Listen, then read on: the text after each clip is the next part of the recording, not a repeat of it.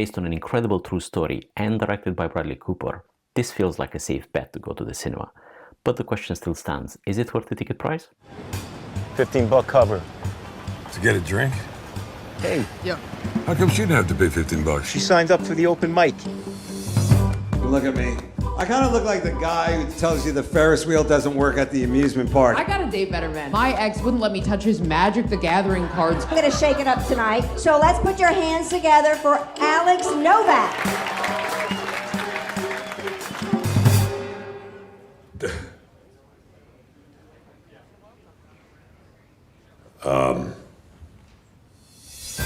I think I'm getting a divorce.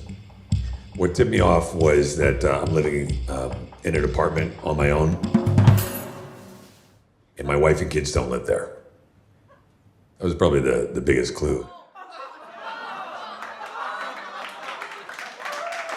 Hey, my name is Alex, and if you're new to the channel, I talk about films in a more conversational way, and I try to answer one simple question. Is it worth the cinema ticket price? Or in the case of a TV series, is it worth your time?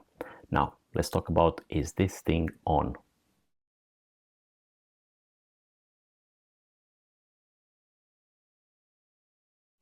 We follow the story of Alex and Tess Novak, played by WillArnett and LauraDern, whose marriage is slowly unraveling.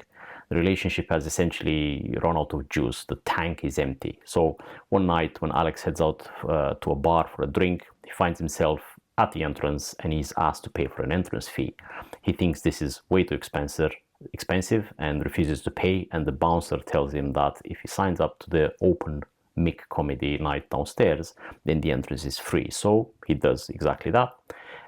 And Alex gets his drink, but now he has to go on stage and tell jokes. And he's a man that is on the verge of divorce. After 15 years of marriage, he has 2 children, years and years of unresolved pressure and emotional distance from his wife, Tess. So he is a man that has plenty to say. And more than anything else, he needs to be honest on stage. He needs to have an open heart. He needs to be brutally truthful and essentially face the consequences of his life choices that he has made so far, and hoping in some way that by acknowledging them, might bring some form of relief or reconciliation. Essentially, he needs to change private therapy with public therapy. And then to do that, he needs to literally be brutally honest. On the other side of the story is Tess, who is also going through her own crisis. She questions who she has become over the years and the sacrifices she has made and the pressure she may have placed on her husband and the family, sometimes without even realizing it. So all this feels very grounded and deeply humane, and it is handled with care by Bradley Cooper, the director. Beyond the unusual inciting incident, let's call it, which is literally inspired by the real life story of John Bishop, who famously avoided paying the entrance fee, ended up on stage and went on to become a successful stand-up comedian here in the UK. The film, in this case, is actually carried 100% by the performances. WillArnett has played this variations of this role before, but this really feels more exposed and more sincere. And every time Alex is on stage talking about openly about his life falling apart, that is where the brilliance of this performance looks like. So it truly goes through a transformation on stage, and it really shows in the performance. And on the other side, LauraDern is equally strong as a woman who knows something is wrong with her marriage, but doesn't really know where to begin to fix it, or she doesn't even know what is the next stage in her life. Who is she meant to become?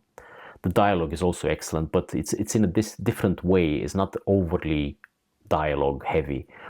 Often it is not about what the characters say, but what they cannot say or what they avoid saying altogether. And the film lets the audience sit with that discomfort, and it also feels very painfully true to life. You know, when emotions are running high, words don't always come easily. So sometimes silence feels safer than saying the wrong thing. And that tension is in almost all the dialogue scenes between Alex and Tess, and they are brilliantly performed here by the 2 actors.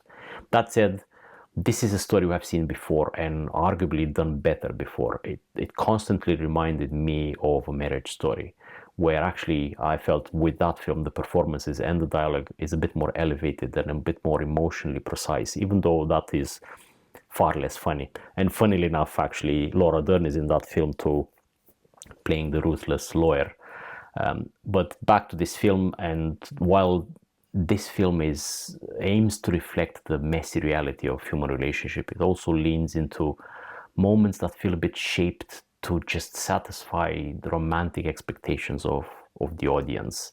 It almost feels like plays it safe towards the end and decides to have a happy ending or a more of a Hollywood ending than an actual realistic ending, such as the rest of the film. For that reason, I would say this is a film better suited for watching at home rather than on the big screen.